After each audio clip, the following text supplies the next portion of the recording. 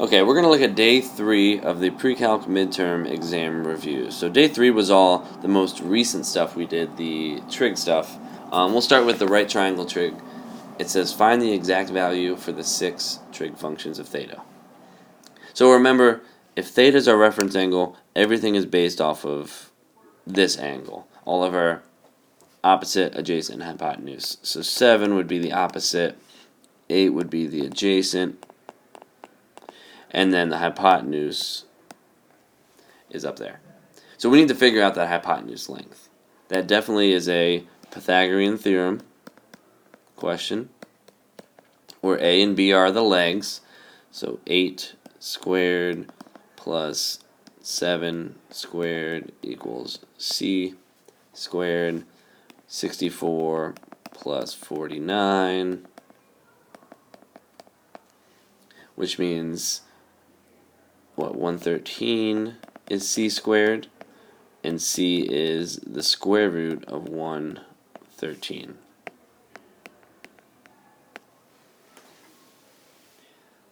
So sine will be our opposite over hypotenuse, so 7 over radical 113.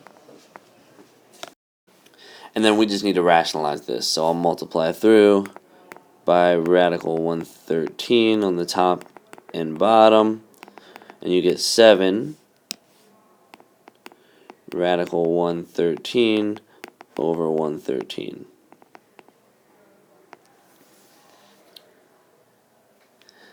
The cosine is adjacent, 8 over hypotenuse, radical 113, and then we multiply through, gotta get my 3 right there, by the square root of 113 to rationalize that.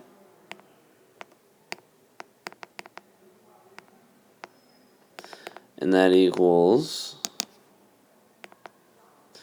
8 square root of 113 over 113. There we go.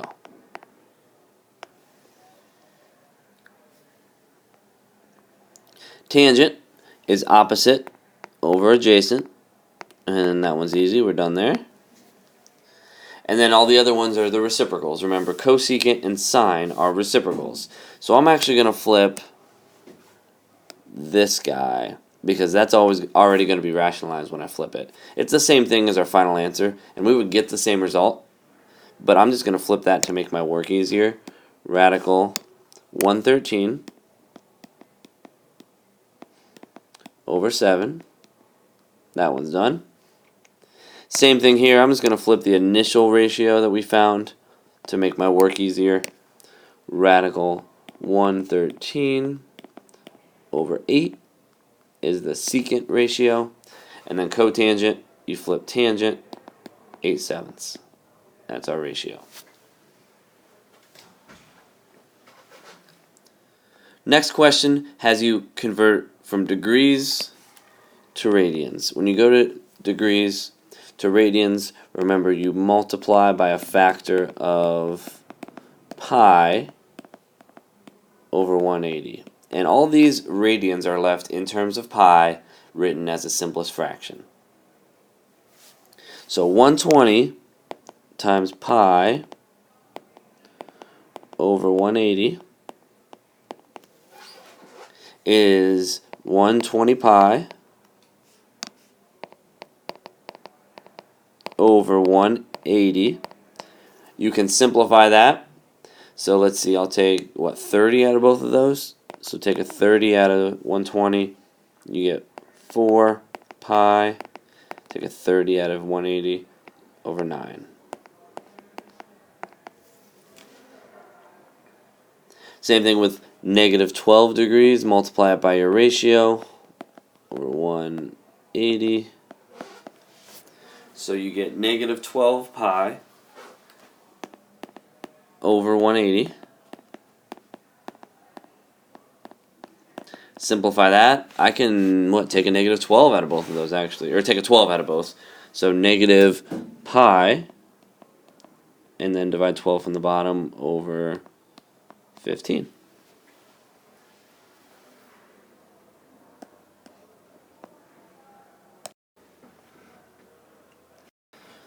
The next question has us do the opposite. Given radians convert to degrees, that's multiplying by a factor of 180 over pi. So 5 pi over 3 times 180 over pi. And you can just use a calculator for this because our degrees are always written as decimals or just a whole number if they come out nice. So this comes out to be 300 degrees. The next one, multiply by your 180 over pi.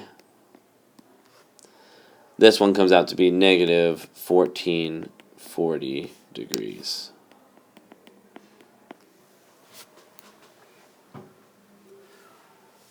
Alright, for 17 it says use the unit circle, and keep in mind you can use the unit circle on the exam. That's the one other thing you can use, the unit circle in these reviews. So use the unit circle to find all 6 trig functions at negative pi over 6.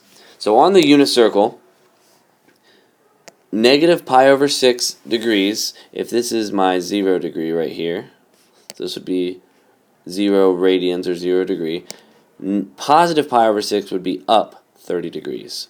So positive pi over 6 would be up this way. We need to go that distance, but negatively. So negative pi over 6 would be down here. That would be the same thing as 30 degrees. I'm sorry, 330 degrees. You're going down 30, so 330 degrees. So really, we're looking at, if this is our circle, we're looking at this point, which on your unit circle, that point is radical 3 over 2, comma negative 1/2. So this is on your unit circle, negative pi over 6, same thing as 330 degrees, and there's our point. We just need to find all 6 trig values. So we've got sine of negative pi over 6. That's the y value, negative 1/2. That makes cosecant pretty easy because I just flipped that. Let me do cosecant next.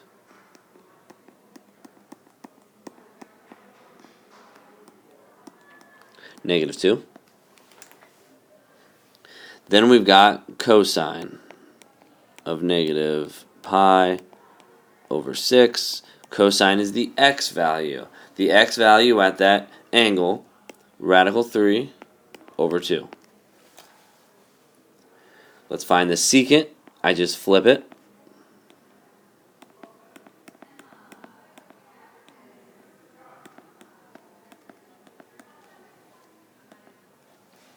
So our secant value is going to be 2 over radical 3.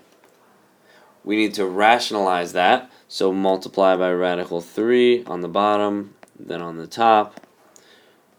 And when we rationalize that, we should get 2 radical 3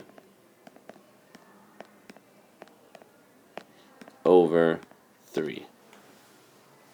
So we have sine, cosecant, cosine, secant. Let's do tangent, cotangent. Tangent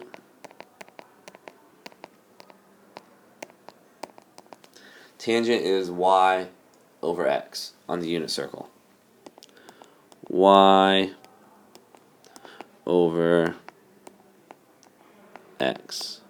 Remember, to simplify these, you take the top one, multiply it by the reciprocal of the bottom. So dividing a fraction is the same as saying negative 1/2 times the reciprocal of the bottom, 2 over radical 3. Well, the 2's cancel. I'm left with negative 1 on top, radical 3 on the bottom. Go ahead and rationalize that. Times radical 3 times radical 3. And you're left with negative radical 3 over 3. I'm running out of room, so my cotangent of that angle negative pi over 6 is the reciprocal of tangent. So negative 3 over radical 3. I'm going to go ahead and rationalize negative 3 radical 3 over 3. Cancel your 3's. Negative radical 3. Negative radical 3.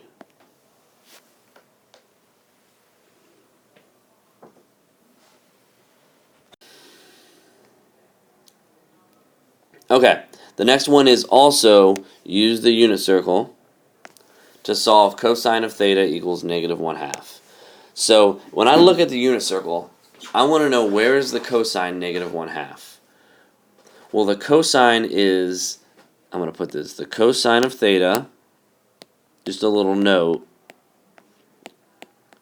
is less than 0, so negative is less than 0 in which quadrants? Well, on the left side of the graph is when x is 0. So it's in quadrant 2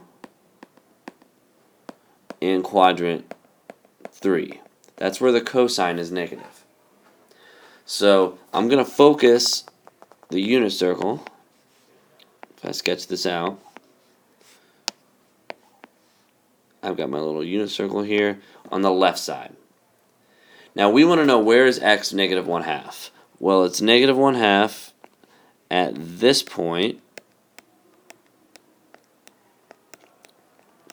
and also negative 1/2 down here at this point.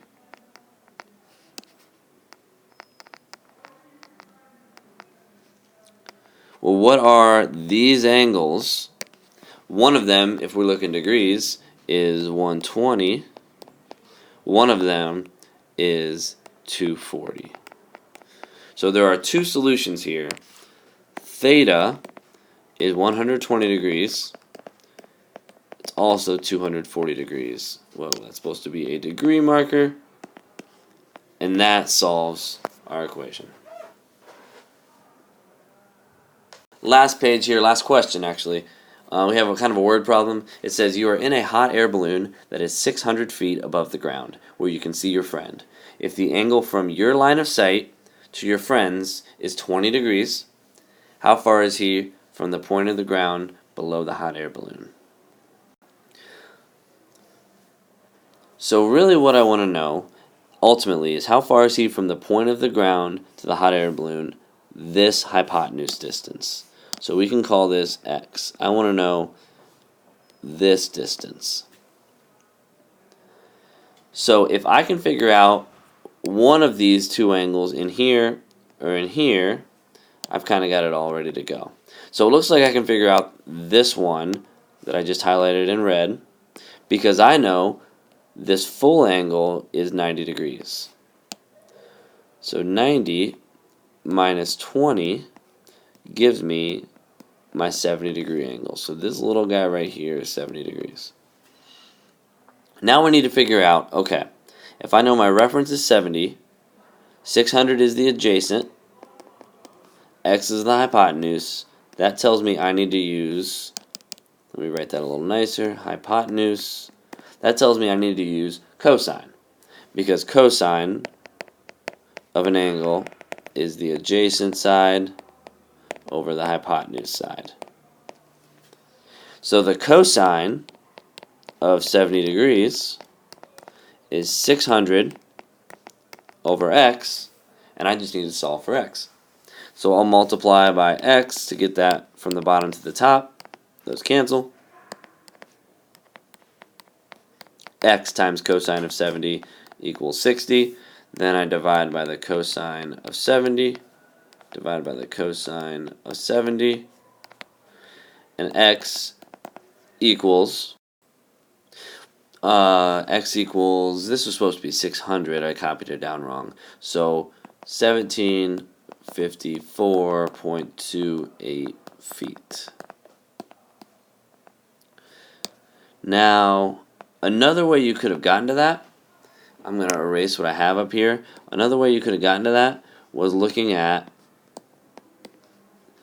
using our perpendicular lines, or I'm sorry, parallel lines, using our parallel line theorems with a transversal that cuts through it. I know that 20 degrees and this angle are alternate interior, which means they are congruent. Alternate interior angles, so that means those are congruent, which means this is also 20 degrees. Which the math checks out, because if we said this was 70 up there, then the other one has to be 20 to make it a full triangle. So you could have also said, I'm going to put this in red, I'm going to say, or you could have said that the sine of 20 equals 600 over x, and you'll still get the same solution. You'll still get the same solution. So either way it works there to solve for the hypotenuse distance.